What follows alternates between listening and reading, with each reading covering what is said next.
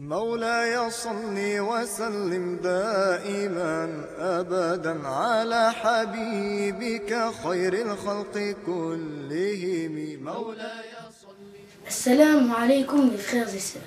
À l'approche de la date de la naissance honorée de la meilleure des créatures, le prophète Mohammed sallallahu alayhi wa sallam, nous continuons notre série de rappels le concernant. Aujourd'hui, Inch'Allah, je vais vous raconter ce qui s'est passé lors de la grossesse de sa mère Amina. Allah Ta'ala a envoyé notre maître Mohammed et a fait de lui le meilleur des êtres créés et le plus honorable selon le jugement de Allah. Il l'a honoré par rapport à toutes les créatures au point que sont apparus lors de sa naissance des signes qui indiquent cette grande bénédiction et son haut degré.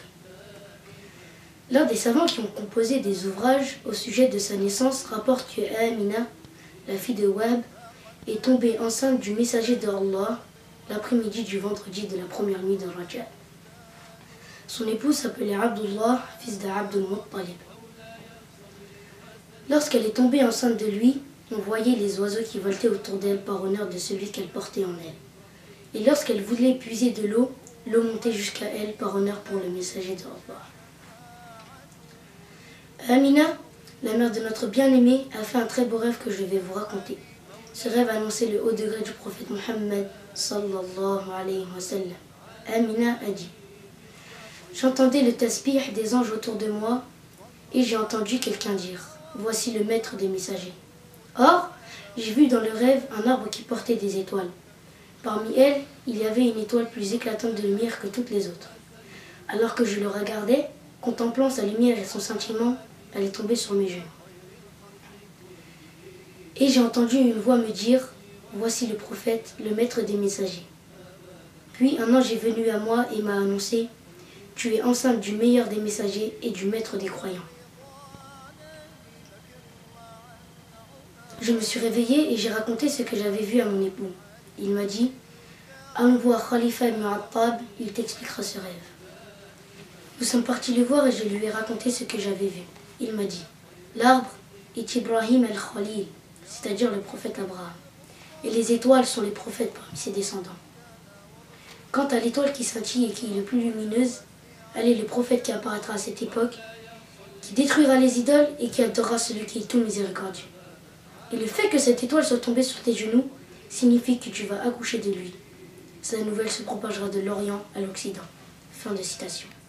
Parmi les signes manifestes de sa grossesse exceptionnelle, il y a aussi le fait que lorsque Amina était enceinte du messager d'Allah, la lumière de Mohammed sallallahu alayhi wa sallam se manifestait sur son visage à elle. Chaque mois de sa grossesse sont venus à elle plusieurs prophètes alayhi salam, lui annonçant ainsi la bonne nouvelle de la naissance du messager d'Allah.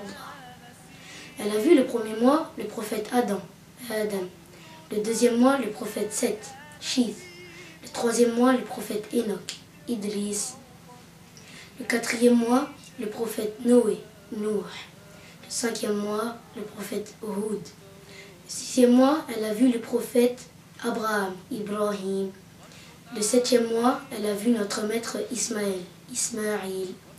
Huitième mois, elle a vu le prophète Moïse, Moussa, et le neuvième mois, elle a vu notre prophète Jésus, Isa, qui lui a annoncé ainsi la bonne nouvelle de la naissance du messager de Allah au cours de ce mois-là.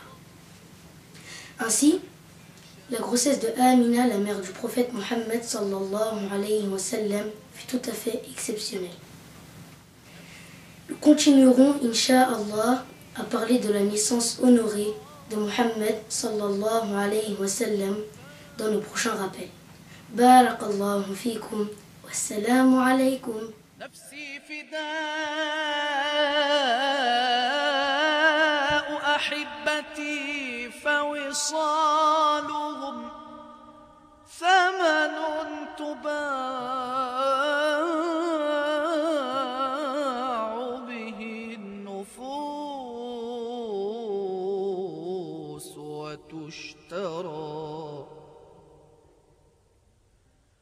فيا رب بالمصطفى وآله الشرفاء بلغ مقام مقاصدنا